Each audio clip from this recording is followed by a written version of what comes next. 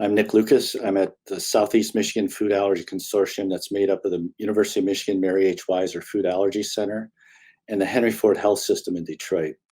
The project title is Development of Food Allergies and Mucosal Barriers, and we're very interested in understanding both the response of food allergics as well as the development of food allergen responses in early life development. Now, major barriers in the body are really served to induce host defenses. There's the skin, the lung, the gut, which all serve as important interactions with the outside world. An epithelial barrier helps to provide a defense against the influx of pathogens as well as antigens. At the skin level, we have keratinized epithelial cells that help to block the entry and increase the barrier, while in the lung and gut, you really have mucus and surfactant production that help build that barrier to be a very tight barrier. Now, all surfaces need to have a tight and selective barrier to control entry into the underlying tissue where the immune system resides. And it turns out that the microbiome or bacterial communities play a major issue in not only development of the barrier, but also maintaining the barrier for blocking the entrance of these organisms and antigens. Later on, Sue Lynch will be talking about the microbiome and the development of allergy. It'll be very interesting to hear from her. We're going to focus on the gut barrier as we go forward, but I'll be using some examples from the skin. What we know is once the barrier breaks down and antigens and proteins can move through the barrier, it's a very important role for the epithelial cells, which are activated and begin producing products such as alarmins, TSLP, IL-25, and IL-33, among others. And these epithelial-derived products interact with the innate immune cells within the tissue that are underneath the barrier in the interstitial compartment. These cells, dendritic cells, lymphoid cells, and mast cells, really accumulate during these responses and can create an allergic immune environment due to the activation of these alarmins. And we'll be hearing more about this throughout the symposium, but really the activation of these innate cells, especially dendritic cells, can lead to long-term memory B and T cell responses as the dendritic cells move to the lymph node and activate these T cells towards a Th2 allergic response. So the barrier protection blocks the initiation of these responses because it blocks the activation of the epithelial cells as well as the entrance of the antigens. Now, I won't be talking much about skin barriers. Jonathan Spergel will be talking about skin barrier and development of allergies and atopic dermatitis later. But just to use as an example, we know that skin barrier proteins such as filaggrin and SPINK5 are very important. Loss of function mutations in these proteins have been shown to result in impaired skin barrier that's associated with development of atopic disease, dermatitis, rhinitis, as well as food allergy. Other epithelial cell proteins such as ORMDL3 and CDHR3 are associated with barrier function, and mutations in these genes have been linked to development of allergic asthma.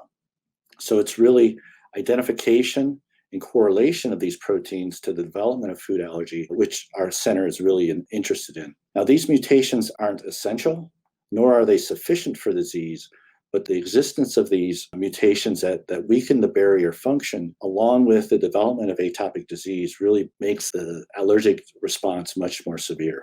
What about the gut? Well, the gut obviously is a system that interacts closely with the environment.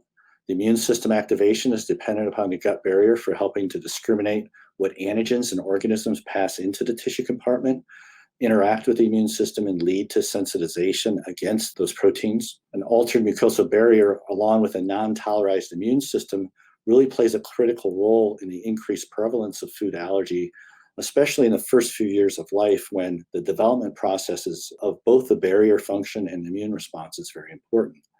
And in fact, early life gut development leading to an appropriate barrier function appears to be associated with commensal microbiome, and those commensal microbiome allow a more efficient gut development, providing specific metabolites for barrier function. In addition, many studies have shown that microbiome also provides metabolites throughout life to help with barrier function, such as short-chain fatty acids. And an effective barrier development may play a very central role in whether a food allergic patient responds to an oral food challenge.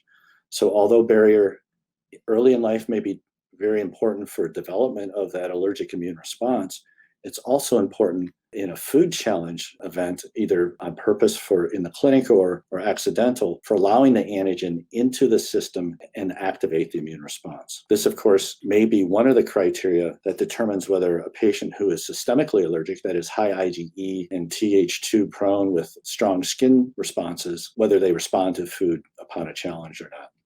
Now, there are multiple proteins that establish the gut barrier. This is a very complex system that includes claudins, occludins, junctional adhesion molecules, or JAM proteins, as well as cadheterins. And together, these proteins build a very tight junction from apical to basal side of the cells. If any of these barrier proteins are disrupted, they may differentially allow not only metabolites and proteins in, but also microorganisms from the lumen of the vessel. When these get through, they interact with the underlying immune cells, as we previously described. And again, if those immune cells aren't properly tolerized or in a proper tolerogenic environment, an allergic response can develop and therefore sensitize the host to these severe anaphylactic responses. So how does the immune response contribute to barrier function? Is another side of the coin. Well, we know inflammatory cytokines lead to the breakdown of the barrier, allowing external antigens and microorganisms to enter the tissue and interact with the immune system. In established food allergic hosts, having a food response through introduction into the gut upon challenge may predispose those individuals to subsequent responses due to breakdown of the barrier function. So being able to predict those allergic or anaphylactic responses to food in individuals who have systemic allergies to the food is very important to avoid any type of food challenge. Now, the immune cell that is central to anaphylaxis is a mast cell, and the mast cell activation is known to induce barrier leak and cause additional mast cell accumulation within tissues. And we also know that the number of mast cells in tissues has been related to the severity of the response induced by the allergen challenge. So this was really central in some of our early studies in the center that led us to the idea of barrier and immune responses in the interstitium. And so Catherine Tazinski, a faculty member in the Food Allergy Center at University of Michigan, along with my laboratory, went on to explore the consequences of having mast cells in the gut. Using an antibody against stem cell factor to inhibit this molecule, she went on to explore mast cell responses. Now, SCF, c-KIT system, or biology, has long been known to play a critical role in the development of mast cells in peripheral tissues. Steve Galley, who's a member of the Stanford Food Allergy Center, was involved in some of the critical findings in this system. And we've been able to also be involved in understanding the role of SCF in an allergic disease. We also know SCF activation of mast cells promotes the production of allergic cytokines in and of itself that help to establish the allergic environment. And SCF can enhance the activation of mast cells during IgE-mediated disease. So these allergic environments that have enhanced SCF production helps to promote mast cell expansion because it's a growth factor, as well as accumulation and activation. So to address this, Catherine went on to inhibit SCF to see if it had a role in both mast cell accumulation, food allergy responses, and gut barrier function. So she used a basic model of food allergy set up in biopsy mice where you sensitize mice on day 0 systemically and then begin oral food challenges on day 14 over the next 2 weeks, 7 challenges. Once the allergen challenge is set up, on the 4th challenge, she began treating the animals with either control antibody or anti-SCF antibody. In the lower left-hand graph, you can see that when she treated animals with anti-SCF, this really abrogated the anaphylactic response, as shown here by temperature decrease, whereas the IgG control allergic animals had very severe allergic or anaphylactic responses as measured by reduction in temperature, whereas anti-SCF showed no decrease in temperature. They actually had no diarrhea and no other signs of anaphylaxis or allergic responses. She also looked in the graph in the middle at barrier leak using a FITC dextran assay, where you feed animals a size dextran bead that's fluorescinated with FITC, and then you look for the amount of fluorescence in circulation, indicating leak from the intestinal tract. Control IgG treated allergic animals had very significant increases in leak, whereas those treated with anti-SCF showed a significant decrease in barrier leak or increased barrier function. In the bottom left-hand corner, the graph shows data from draining lymph node restimulation responses showing significant decreases in IL-4, 5, and 13, Th2 cytokines that are critical for driving the allergic phenotype. So suggesting that blocking mast cell activation and blocking barrier leak allowed less of a sensitized system overall in these animals. So Catherine also went on in the next slide to show that blockade of SCF reduces the mast cell numbers was the objective of this study.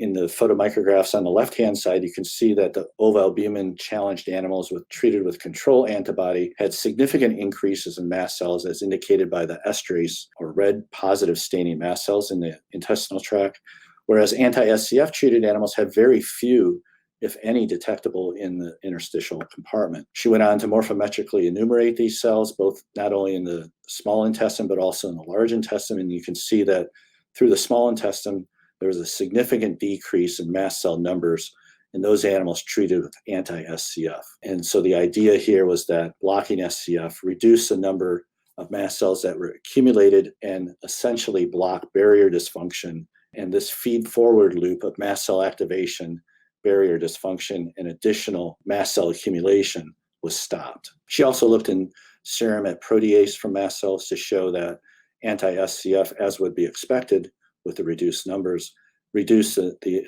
amount of overall mast cell degranulation. So how is it that mast cell activation leads to the reduction of the barrier? Well, it does produce significant cytokines, inflammatory cytokines that might reduce barrier function. But it was also shown in this paper in 2013 that mast cell tryptase, an enzyme that's released during activation of mast cells, not only by SCF, but also by IgE, leads to reduction in junctional adhesion molecule, or JMA proteins, in intestinal epithelial cells. This paper went on to implicate it in IBS syndrome, but you can see how it would relate to allergy as well. And JAM proteins are really at the base or at the basal side of the epithelial cells and appear to be critically important for securing a strong barrier. We're very fortunate at the University of Michigan that Chuck Parkos and Osman Nusrat joined us a number of years ago. In fact, Chuck is my boss. He's the chair of the department.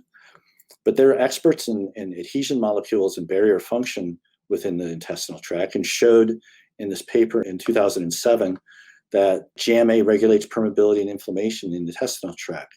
The graphs on the right show both in vivo and in vitro that at baseline, JMA knockouts have increased leak in the intestines using this fitsidextran feeding assay, as well as in vitro when they grew monolayers of epithelial cells isolated from these animals, that the JMA knockout epithelial cells could not bind or could not form a strong barrier in vitro. So together, it appears that JMA induces gut leak, or the absence of JMA induces gut leak. And so Catherine took advantage of these animals and went on in the next slide, using again this model of food allergy to look at the differences between wild type animals and JMA deficient animals. And what she saw, as shown in the graph on the left, is that JMA knockout animals had very severe development of food allergy. In fact, looking at this anaphylaxis score that takes into temperature, diarrhea, as well as clinical signs, you can see that 2 of the animals actually died with an anaphylaxis score of 5. This was at the 6th challenge. She couldn't even complete all 7 challenges because they were so severely allergic. And the other caveat to this is that these are black 6 mice, and those of us in the field know that B6 mice don't become anaphylactic to an oral food challenge, even though they have systemic allergic Th2 responses. She also looked at Th2 cytokines from draining lymph nodes with the graph in the middle and saw increased sensitization towards Th2 in these animals. And finally, she looked at the number of mast cells within the gut interstitium and found that the JMA knockout animals, but not the wild type animals, had a very significant accumulation of mast cells within the gut interstitial compartment, whereas the black 6 mice did not. And she quantitated that both by enumeration, by morphometrics, and the protease leak in circulation. So these data really bring together the importance of barrier leak and the accumulation of a very important cell, the mast cells, driving the allergic phenotype. So without barrier leak, you don't get allergic responses in the gut. And without mast cells, you don't get enhanced disease. Some of these studies and many others like them, such as studies from Simon Hogan's lab showing that barrier function is very important for the severity of disease. We went on to develop our FAIR Discovery Center program, again, the Southeast Michigan Food Allergy Consortium, with our hypothesis being that characterization of food allergic patients that react to an oral food challenge will help us to identify skin and gut barrier alterations that facilitate not only reactivity, but also sensitization. We think we have a unique combination of patient cohorts for both discovery and paradigm testing. Our discovery cohort is utilizing existing food allergic patients undergoing oral food challenges. And in this study cohort, we'll be characterizing barrier and leak using transepidural water loss or TOOL device for skin and lactose mannitol assays for the gut, where you feed the patients the solution and look for the leak in the circulation. Blood will be taken prior to oral food challenge and after the final dose of the food challenge in these patients. And together, the center has annually done over 1,000 oral food challenges and has a capacity to do more. The samples that have been collected are stored with the University of Michigan Central Biorepository, which is a standardized collection process. Collection's ongoing. It was started at the beginning of the year, was shut down because of COVID, and is now started back up. Is a unique cohort established at Henry Ford Hospital, which has greater than 7,500 in-system births with a diverse inner city and suburban population. We'll establish a 3,000 patient birth cohort called REACH and a 150 patient birth cohort, high-risk birth cohort called STAR. These are funded by an NIAID program project grant, which is examining effects of the microbiome and development of allergy. This program project grant was established several years ago between Henry Ford, my laboratory at University of Michigan, and Sue Lynch's lab at University of California, San Francisco. We'll be collecting multiple temporal samples from both mom and infants, and then they'll also be doing TOOL on the STAR high-risk cohort to understand whether this assay can predict both barrier dysfunction as well as allergic disease as the infants develop. These cohorts will be utilized in two projects. Project one is a biomarker assay or project looking at predictive biomarkers for development and responses in food allergics. There'll be an RNA-seq arm or AIM looking at PBMC from peanut allergic patients based upon OFC reactivity, and then testing those identified predictors in the birth cohorts. AIM-2 will examine metabolomic profiles in the same way from these patients before and after oral food challenges. And then Project 2 will identify relative skin and gut barrier gene polymorphisms that may facilitate food reactivity in the oral food challenges using a GWAS study. And of course, we'll be able to examine more than the barrier proteins, and these data will be available for everyone in the consortium at FAIR. Once we determine if they segregate and react to patients, we'll be able to test them in subsets of the birth cohorts. And then finally, AIM-2 of this project will be to validate the mechanistic role of the identified barrier gene alterations in the food allergy patients using our preclinical studies, much like we did with the JAM-A knockout animals. So a bench to bedside component that will give us additional mechanistic pathways to look at in our clinical cohorts. So I'll stop there and thank everyone for allowing us to be involved in this. Again, the participants in the Southeast Michigan Food Allergy Consortium are those folks at the University of Michigan and the Mary H. Weiser Food Allergy Center, as well as our collaborators that are Chuck and Ozma that are experts at barrier function and barrier proteins. The Henry Ford Health System, an outstanding group of researchers, epidemiologic and biostats, researchers in the Department of Public Health Sciences, and those folks in the allergy and clinical immunology section that'll be involved in the cohort discovery as well as interaction with everyone on our projects. Thank you very much, and we look forward to collaborating with everyone in the consortium.